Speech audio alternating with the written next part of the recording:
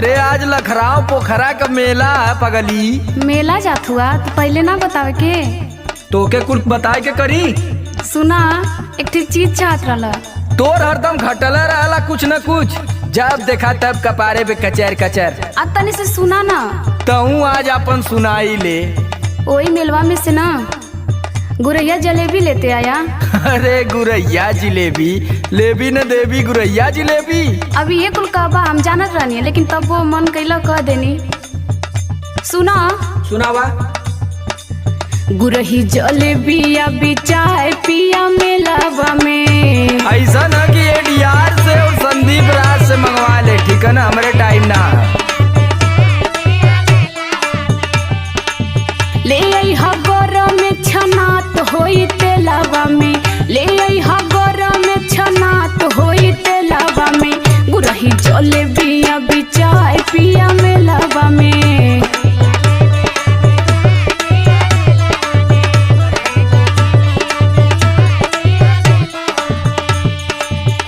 जब देखा तब तोरे लारे चुअला, पेट ही नहीं कारे। चुअता पानी लरी कोर भैलू धनिया।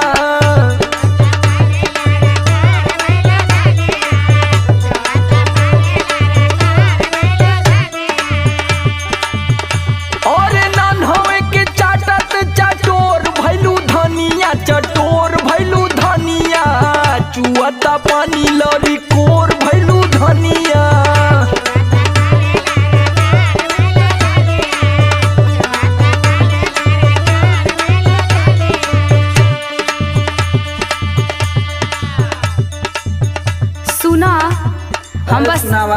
हम बस अपने खातिर थोड़ो मांगतानी कि इतना बहुत तेज फुदकत बड़ा।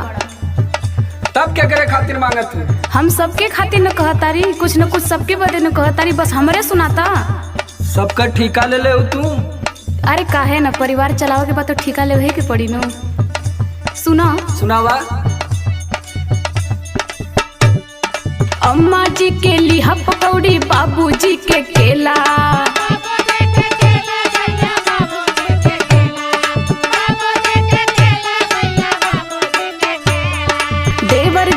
छेना बर्फी ननदो जी के पेड़ा।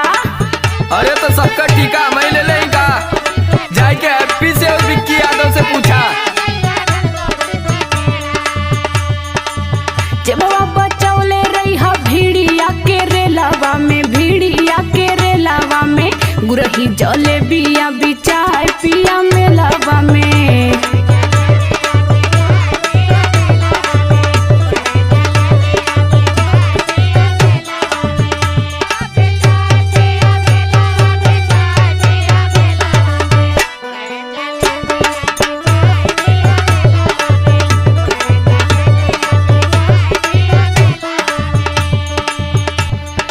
अच्छा ये बतावा कि अब इन कलियां गए ललू बाजारे न? हाँ वो तो गईले रही। किसिम किसिम का कुल खाए के इलू है, तबले आज तोरे फिर लगल बढ़िया है भूख।